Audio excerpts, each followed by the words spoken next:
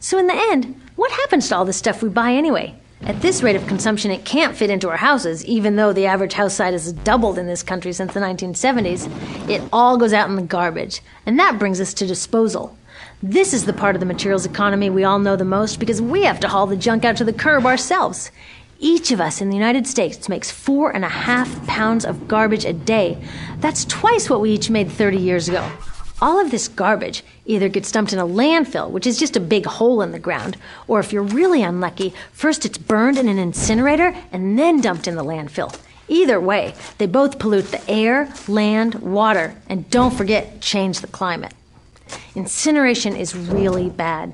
Remember those toxics back in the production stage? Well, burning the garbage releases the toxics up into the air. Even worse, it makes new super toxics, like dioxin. Dioxin is the most toxic man-made substance known to science, and incinerators are the #1 source of dioxin. That means that we could stop the #1 source of the most toxic man-made substance known just by stopping burning the trash. We could stop it today. Now, some companies don't want to deal with building landfills and incinerators here, so they just export the disposal too. What about recycling? Does recycling help? Yes, recycling helps.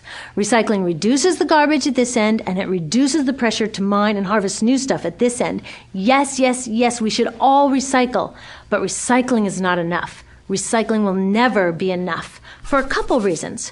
First, the waste coming out of our houses is just the tip of the iceberg.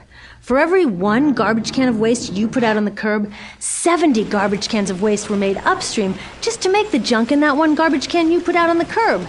So even if we could recycle 100% of the waste coming out of our households, it doesn't get to the core of the problems. Also, much of the garbage can't be recycled, either because it contains too many toxics or it's designed not to be recyclable in the first place. Like those juice packs, where they have layers of metal and paper and plastic all smushed together, you can never separate those for true recycling. So you see, it is a system in crisis. All along the way, we are bumping up against limits. From changing climate to declining happiness, it's just not working. But the good thing about such an all-pervasive problem is that there are so many points of intervention. There are people working here on saving forests and here on clean production, people working on labor rights and fair trade and conscious consuming and blocking landfills and incinerators, and very importantly, on taking back our government so that it really is by the people and for the people. All of this work is critically important, but things are really going to start moving when we see the connections, when we see the big picture.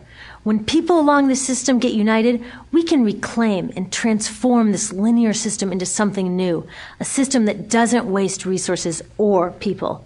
Because what we really need to chuck is that old school throwaway mindset.